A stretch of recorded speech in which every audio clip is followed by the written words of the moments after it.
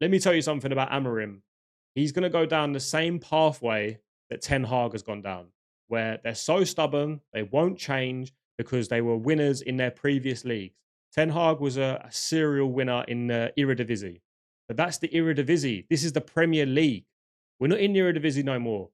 And that's why Ten Hag lost his job, because he was like, no, we're going to do this, we're going to do that, as well as his poor signings as well. And I think Ruben Amorim is going to do the same. You know, he's sitting there like, well, this worked against Bavista. We're not playing against these teams no more. You're not playing in the Portuguese league where you've got a guy scoring a goal every single game in Gyökeres. This is the Premier League. You're at Manchester United now. We need to be up there. And as silly as it sounds, at least competing for Europe. That's how bad our standards have gone as fans. We're happy to be competing for Europe. That's where we're at the moment as Manchester United. So obviously, when I do say about performances and I don't rate certain players because of levels, it's not because I think they're bad players. I just don't think they're good enough to take us back to where we want to be, where this club should be. That's all it is. That is all it is. It's nothing bad. It's nothing like I have anything against the players. As you probably hear me, players like Maguire and Shaw, I always talk about them, but I talk about them because they don't have the consistency levels to take us back to even be consistently third, second, or even fourth. That's all it is.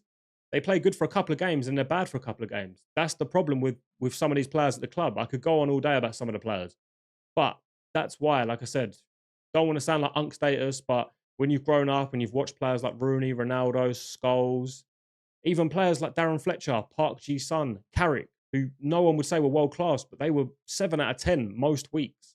And we don't really have too many players like that in our squad at the moment. And this is why we are where we are. As well as obviously the formation, the way that Amrim will not change at all is another problem. The fact that he won't adapt, the fact that he won't change is a major problem. Gary Neville come out on Monday night, whether you agree with his views or not, changed the system, man. They had 10 players. 10 players, and we're still sitting there with our 5 back, 5 defenders on the pitch. It's like, come on. We're not saying you have to change from 3-4-3, but you can adapt, you can tinker, you can make players move. They don't have to be robotic. They don't have to all be controlled from you like you're some AI. But that's just a little part on Amorim. Do not go down the same road that Ten Hag, where you thought, nope, this worked in the Portuguese league, because this isn't the Portuguese league, it's the Premier League. And if stats are correct, that's only his 13th win in the Premier League, and he's been here 1 year.